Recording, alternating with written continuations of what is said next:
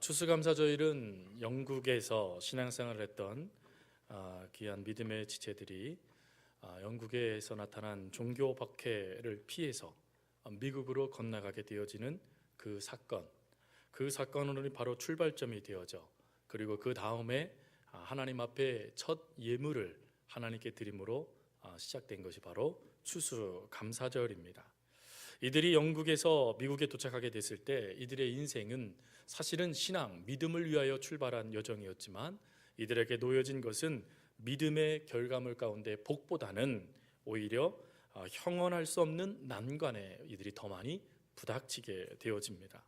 11월 중순 도착한 이들에게 광풍이 불어오게 되어졌고, 눈보라와 혹독한 추위, 질병과 식량 부족, 또 원주민들의 냉대와 들짐승들의 위험, 그리고 거할 집이 없는 절박한 상황 가운데 102명의 그리스도인들이 출발하였지만 그 후 3개월 만에 그 중에 절반 이상이 유명을 달리하게 되어지는 아픔을 이들이 겪게 되어집니다.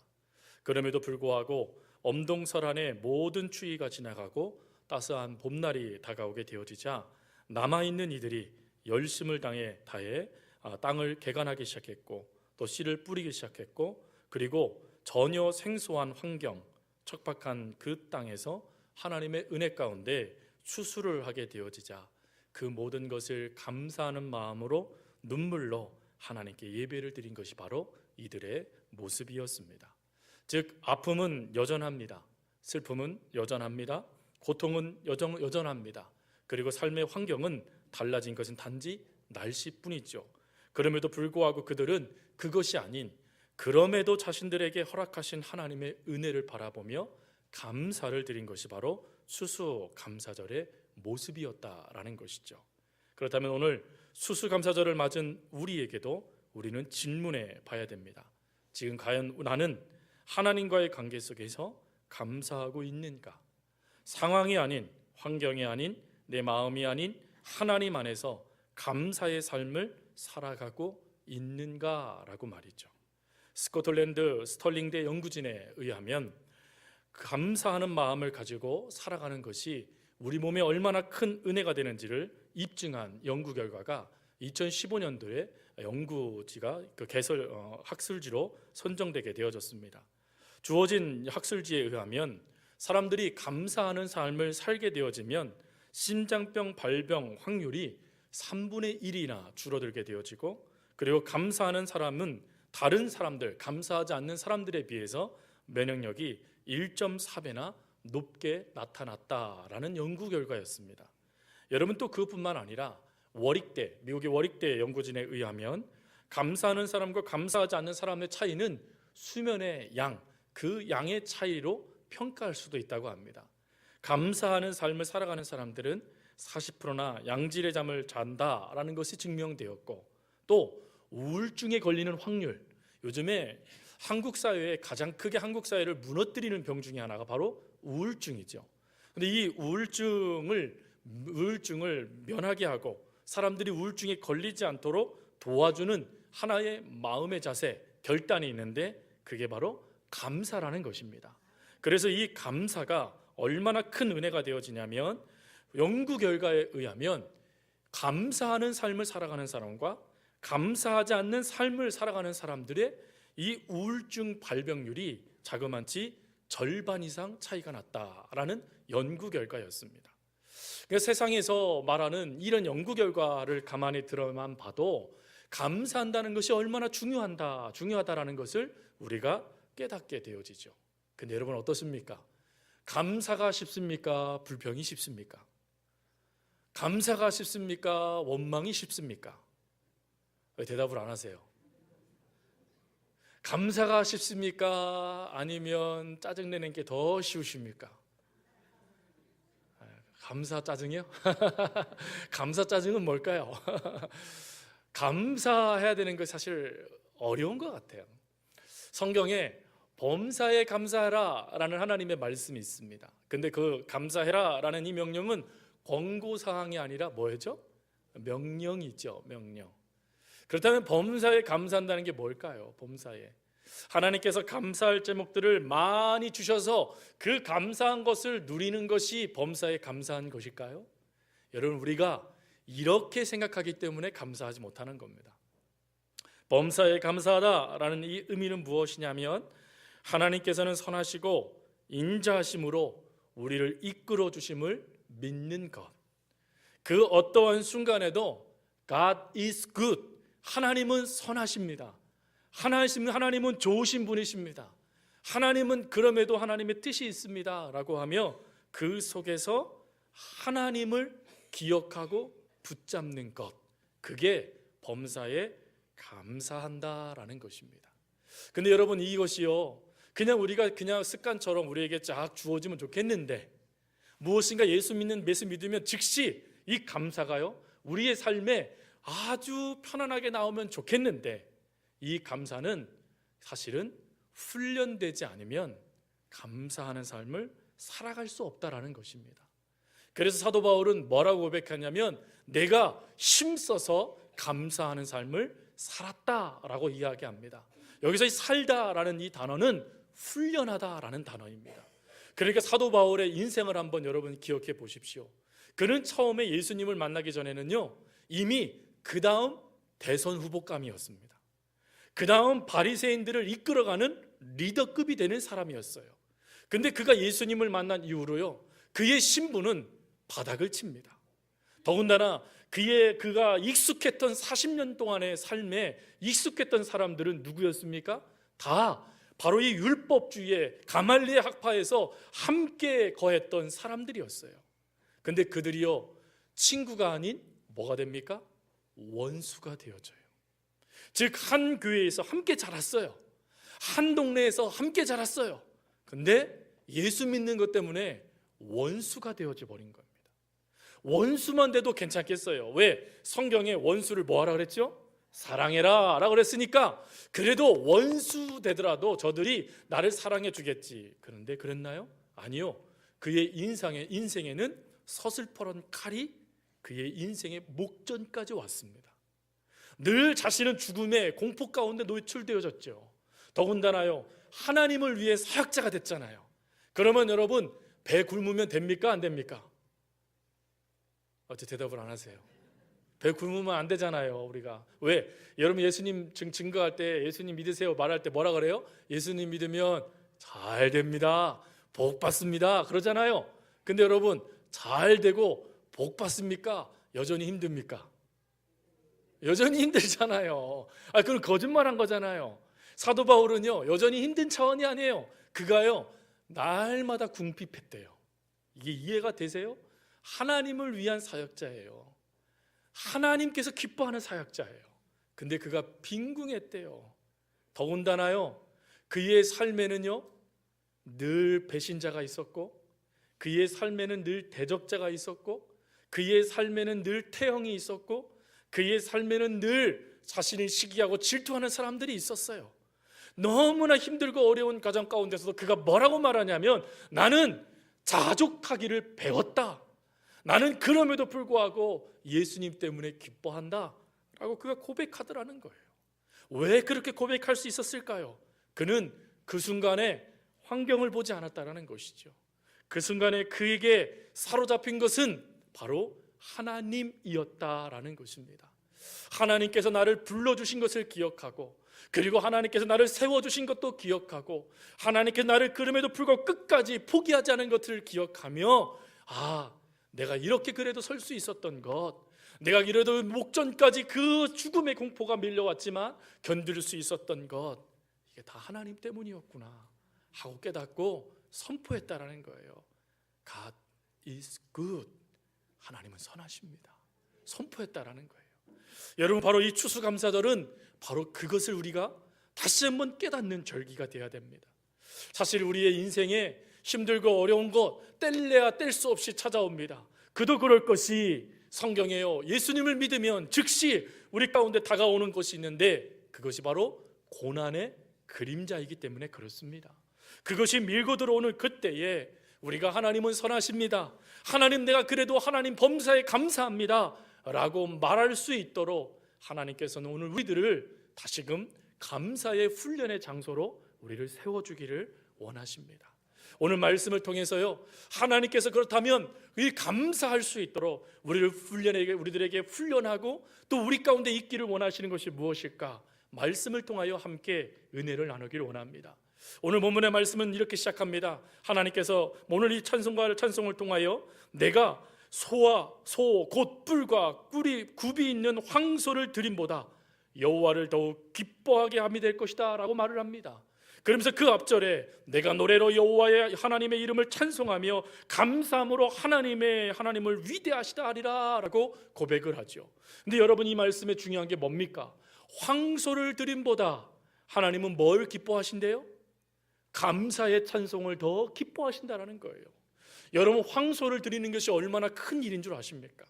이 당시에 유대인들에게요, 황소를 드리는 사람들이 있었고, 황소를 드리지 못해서 수양을 드리는 사람들이 있었고, 수양을 드리지 못해서 비둘기를 드리는 사람들이 있었고, 비둘기를 드리지 못해서 곡물을 바치는 사람들이 있었습니다. 즉 황소를 바친다라는 것은 이미 그 사람이 하나님의 복을 받았다, 하나님이 그와 함께 하신다라는 것을 증명하는 도구도 되었습니다. 근데 황소를 바쳤대요. 여러분, 황소를 바치는 모습을, 만약에 내가 곡물을 바칠 수밖에 없는 존재라면 그 모습을 보면서 여러분 얼마나 감사할까요? 와, 하나님, 나도 저 성대처럼, 나도 저 성도처럼 하나님께 이 황소를 바칠 수 있게 해주세요. 감사하며 기도할 것 아니겠습니까? 근데 하나님이 뭐라고 말씀하시냐면, 나 황소 받고 싶지 않아, 황소를 드림보다 라고 말씀하시는 거예요. 황소를 드림보다 나는 감사하는 마음을 받고 싶다 라고 하나님께서 말씀하신다는 거예요. 여러분, 예배는 우리가 하나님께 황소를 바치는 모습이 나타날 수도 있습니다. 오늘 이 예배의 자리에서 우리는요, 양을 바치는 모습이 나타날 수도 있고, 비둘기를 바치는 모습이 나타날 수도 있고, 비둘기의 새끼를 바치는 모습이 나타날 수도 있고, 그것도 못해요, 곡물을 찧어 하나님께 바치는 모습이 나타날 수도 있습니다. 예, 귀한 모습이에요. 그런데 하나님이 말씀하시는 건 무엇이냐면, 그것을 바치는 너희 속에 감사가 있느냐 없느냐를 먼저 점검해 보라라는 것입니다. 여러분, 이 감사가 도대체 뭘까요? 도대체 하나님은 어떠한 감사를 원하시는 것입니까? 여러분, 예배의 자리에 나와서 우리가 제일 먼저 하나님 앞에 감사합니다라고 고백해야 될 것이 도대체 뭘까요? 아니, 기억해내서 거기에서부터 출발해야 될 신앙의 모습은 무엇입니까? 누가복음 17장 말씀에 가보면 10명의 문둥병 비유가 나오죠. 사건이 나옵니다. 근데 여러분, 그 10명의 문둥병자들이 얼마나 힘들고 어려운 삶을 살았습니까? 인간으로서 존중도 못 받습니다. 친구들에게서 소외를 당합니다. 이웃들에게 소외당합니다. 가족 구성원에서도 마치 호적이 파져지듯이 이들이 분리되어 버려요. 아무도 없는 외톨이의 인생을 이들이 살아가는 것입니다. 그들이 모여 있지만 그들이 위로가 됐을까요? 그들이 함께하고 있지만 그것이 그들에게 힘이 됐을까요? 아니요, 그러지 못했을 거예요. 그냥 동병상련, 그냥 함께 자신의 아픔을 서로 나누며, 너도 이렇게 아프구나, 나도 아프구나, 나도 아파 하면서 그냥 아픔을 함께요 나누는 정도밖에 되지 않았을 거예요. 그들의 삶은 늘 절망이었을 겁니다. 그런데 그 절망에 희망의 메시지가 들려요. 예수 그리스도가 우리가 있는 이 근처로 지나가신다라는 말이죠. 그러자 이들은 즉시 예수님께 나아갑니다. 그리고는요, 멀리 서서 외쳐요. 예수님, 예수님, 우리를 불쌍히 여겨 주십시오. 그때 성경은 예수님께서 그들을 불쌍히 여기셨다라고 말씀하세요. 즉, 그들의 모습을 보면서 예수님은 같이 공감하신 겁니다. 공감하시면서 뭐라고 말씀하십니까? 가서 너희들의 몸을 제사장에게 보여라 라는 말씀을 하세요. 그 당시에 모든 것을 판단하는 사람이 제사장이었으니 그 제사장에게 판단을 받아 너희 몸이 깨끗해졌다는 것을 확증받아라 라는 하나님의 말씀을 듣게 된 것이죠. 이들은 기쁘게 달려갑니다. 달려가다가 깨닫게 돼요. 우리가 고침을 받았구나, 우리가 하나님의 은혜를 받았구나. 그리고는 9명은 즉시 제사장에게 달려갔고 1명은 하나님께로, 예수님께로 돌아옵니다. 그는 성경은 이렇게 말합니다. 사마리아인이었다. 즉, 하나님의 자녀의 품 안에도 들어오지 못하는 사람, 너에게는 구원이 없어 라고 말하는 그 사람이 예수님께로 달려와 무릎을 꿇고 이렇게 말하면 엎드려 살해하였더라 라고 되어져 있어요. 여기서 이 살해하다라는 이 단어는 오늘날 우리가 쓰는 표현으로 감사하다라는 단어입니다. 즉 이 사람이 감사를 합니다. 하나님 앞에 나와 감사합니다. 예수님께 나와 감사합니다. 예수님, 내 병을 고쳐주신 건 너무 감사해요 라는 것에서부터 이 사람에게 예수님이 뭐라고 말씀하십니까? 내 믿음이 너를 구원하였다. 감사가 믿음으로 발동되어져 구원까지 이루는 복이 되어지더라 라는 것입니다. 그럼 여러분, 우리들도요, 이런 10명의 문둥병자들이 병을 예수님을 통하여 고침받았듯이 우리들도 하나님을 통하여 받은 은혜가 있지 않습니까? 우리가 즐겨 부르는 찬송 가운데 이 찬송이 있잖아요. 나 같은 죄인 살리신. 여러분, 이 찬송을 부르며 예배당을 올 때 그 마음을 한번 생각해 보십시오. 내가 오늘 죽어야 되는데, 내가 오늘 하나님 부름 받아야 되는데, 멸망 가운데 무너지는 나를 하나님은 그대로 두르지 아니하시고 나를 붙잡아 주신 그 은혜를 생각하고 한 발자국 한 발자국 교회 안으로 들어오기 시작한다면 감사가 넘치지 않지 않겠습니까? 그 예배당에 앉는 그 순간부터 하나님 감사해요 라고 하며 눈물 흘리며 하나님 앞에 감사의 고백을 드릴 수 있지 않겠습니까? 바로 하나님은 그걸 원하시는 거예요. 재물이 많고 적음을 하나님이 원하시는 것이 아니라 너 나를 바라보며 감사하고 있느냐? 내가 너를 위하여 내 아들을 내어주었단다. 내가 너를 위하여 참고 있단다. 내가 너를 위하여 지금도 너를 사랑하고 있단다. 너 지금 그것을 기억하고 있니? 우리 하나님이 제일 먼저 물으신다라는 거예요. 여러분, 이 물음에 아멘 할 수 있는 우리가 될 수 있길 바랍니다. 예배당에 오는 순간부터, 아니 출발하고 옷을 준비하는 그 순간부터 하나님의 은혜가 너무 크고 감사해요. 하나님 너무 감사해요. 저에게 오늘 이 새날을 주신 것 감사해요. 저에게 오늘 이 건강을 주신 것 감사해요. 저에게 오늘 하나님을 놓치지 않게 해주신 것 감사해요. 저에게 지금 하나님의 은혜가 무엇인지 깨닫게 해주신 게 감사해요 라고 말하며 그 감사하는 마음으로 오늘 매주일 매일 하나님 앞에 설 수 있는 우리 모두가 되기를 바랍니다. 여러분, 이 마음을 가지고요, 두 가지를 기억해 주십시오. 첫 번째 무엇이냐? 하나님께서는요, 믿음 안에서 감사하는 우리가 되기를 원하신다라는 거예요. 여러분, 탈무드에 보면 이런 말이 있습니다. 세상에서 가장 지혜로운 사람은 배우는 사람이고 세상에서 가장 행복한 사람은 감사하는 사람이다 라고 말씀을 하세요. 여러분, 진정한 행복은 감사에 있대요. 근데 여러분, 좀 전에 말씀드린 대로 감사합니다 라고 말하면, 하나님의 은혜를 기억하고 그 은혜 가운데 감사를 출발해도 여러분 어떻습니까? 그 마음이 쉬 사라져버리는 것이 우리들의 연약한 모습이지 않습니까? 하나님, 나 지금부터 감사하겠습니다. 하나님, 나 이번 추수감사절부터 감사하는 삶을 살게요 라고 하며 예배당을 땅 나가는 순간부터 어떻습니까? 이 감사가요, 그대로 무너져버리는 것이 우리들의 모습이잖아요. 근데 그런 우리들을 향하여 하나님께서 원하시는 게 있어요. 그게 무엇이냐? 믿음 안에서 감사하래요. 이게 무슨 말이냐면 쉬운 말로 믿음으로 바라보고 감사해라 라는 것입니다. 황금의 잎이라고 별명을 가진 헬라의 교부 중에 크리소스톰이라는 교부가 있습니다. 아주 위대한 교부입니다.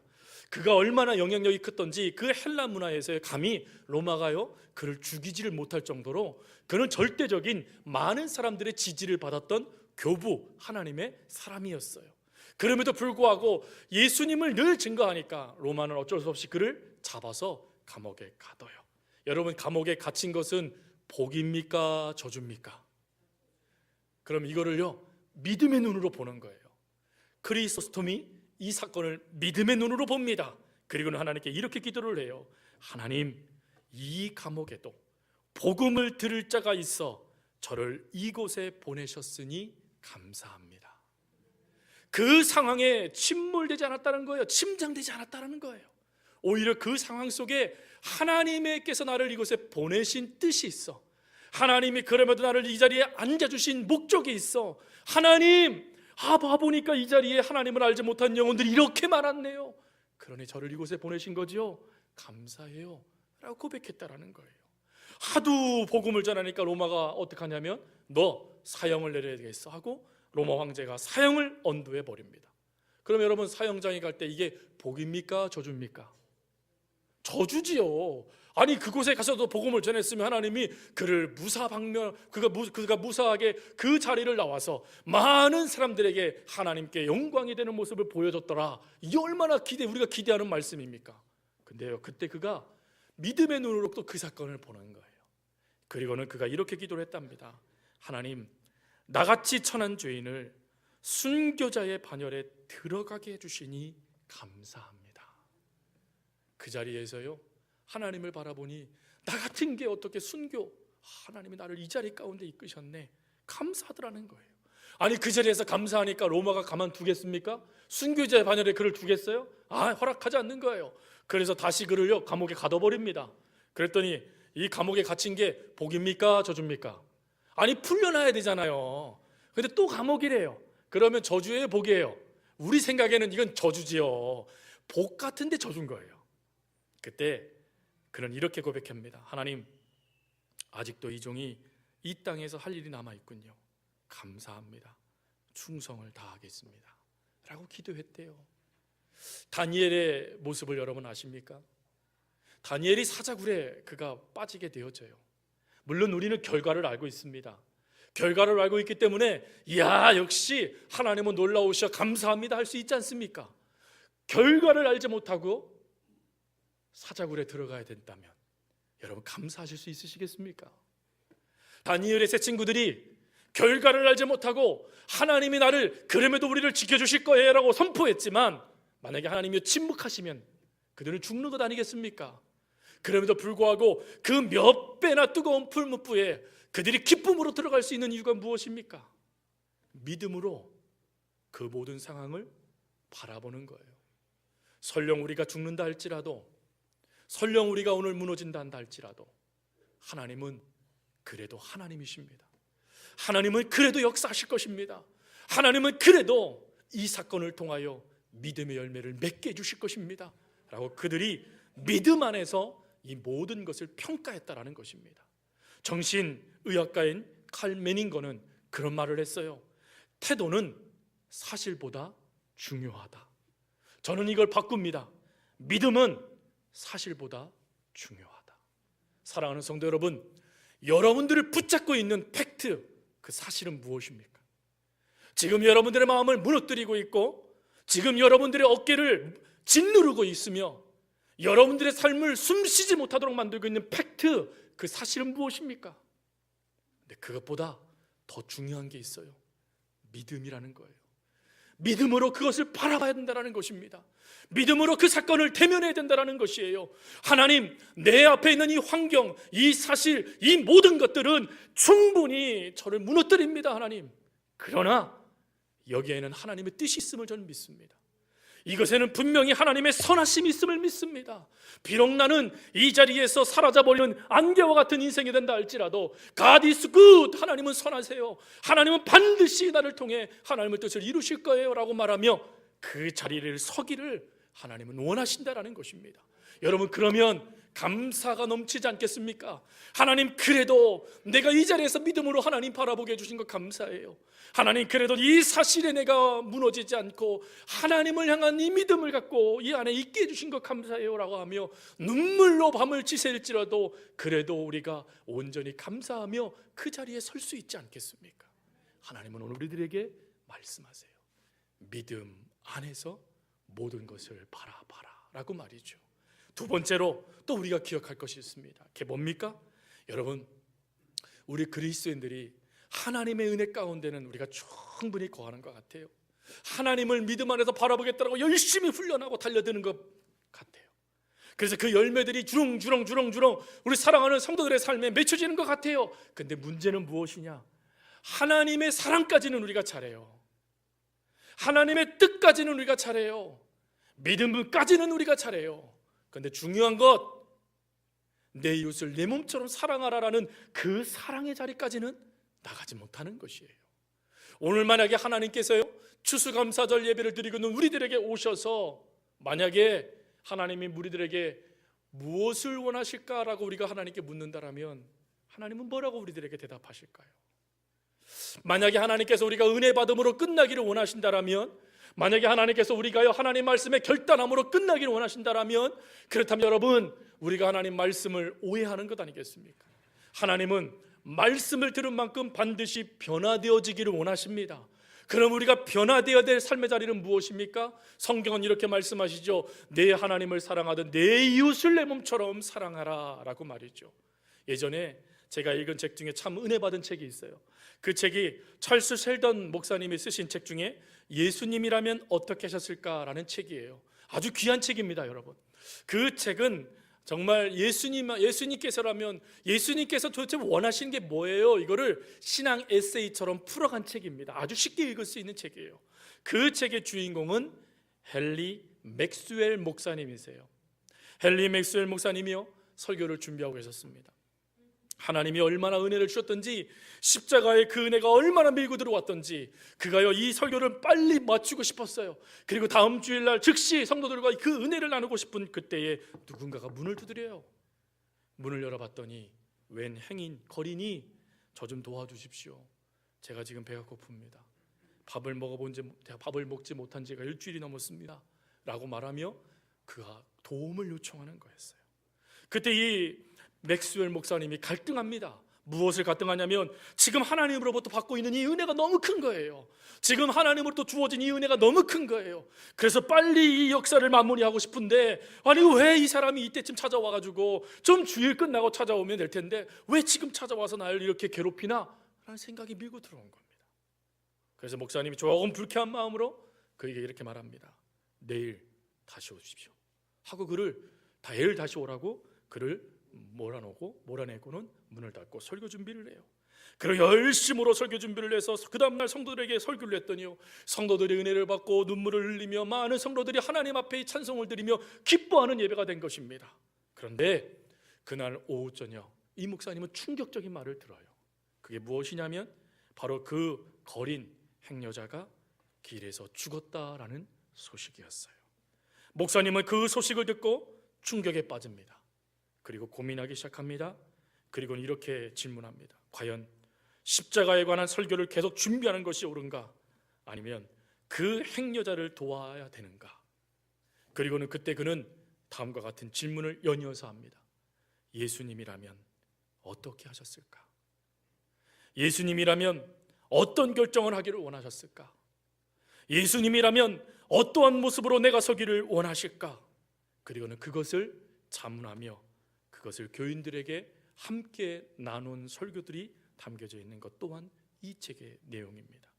이 일로 인하여 성도들과 목사님은 삶이 변화되기 시작했습니다. 그리고 매 순간 어떠한 문제 가운데도 예수님이라면 어떻게 하셨을까 고민하며 삶에 하나님의 사랑을 나타내기 시작하였다라는 것입니다. 사랑하는 성도 여러분, 하나님이라면 어떻게 하셨을까요? 하나님의 풍성한 은혜를 우리가 함께 나누고 이 자리에서 기뻐함으로 끝나기를 원하실까요? 아니면 이 사랑을 가지고 지금 하나님 사랑을 목말라 하고 있는 이들, 지금 하나님 사랑이 무엇인지도 알지 못하는 이들을 찾아가 그 사랑의 맛을 보여주기를 우리 하나님은 원하실까요? 저는 후자라고 믿습니다. 사랑하는 성도 여러분, 우리 하나님께서 기뻐하는 은혜 가운데 믿음의 모든 것을 바라보며 그 열매를 풍성하게 맺어 가십시다. 그리고요 그 열매를 하나님을 알지 못하는 이들, 하나님을 믿다가 상처받은 이들, 교회를 떠나간 이들에게 그 사랑을 나누어 주며 그들도 그 사랑 가운데 하나님의 맛을 보고 하나님 감사합니다 라고 돌아올 수 있는 그 열매들을 우리가 나누어 줄 수 있어야 되지 않겠습니까? 그런 우리 모두가 될 수 있기를 바랍니다. 그런 우리의 모든 삶이 되어줄 수 있기를 바랍니다. 그것이 하나님께서 오늘 우리들에게 원하시는 추수감사절이라고 저는 믿습니다. 오늘 말씀을 마무리하며 여러분, 나 같은 죄인 살리신 하나님의 은혜도 큰데 하나님께서 오늘 우리들에게 뭐라고 말씀하십니까? 모든 것을 믿음으로 바라봐라 라고 하나님 말씀해 주셨어요. 그리고 믿음으로 바라보고 받은 그 은혜들을 나만 먹는 것이 아니라 내 이웃과 함께 하라고 하나님은 말씀하세요. 오늘 이 말씀을 믿고 하나님 안에서 모든 것을 믿음으로 바라보고 그리고 믿음으로 내 형제들을 붙잡으며 함께 믿음의 걸음을 끝까지 걸어갈 수 있는 그런 복된 추수감사절이 되는 우리 사랑하는 성도님들 되어줄 수 있기를 간절히 주님의 이름으로 부탁드립니다.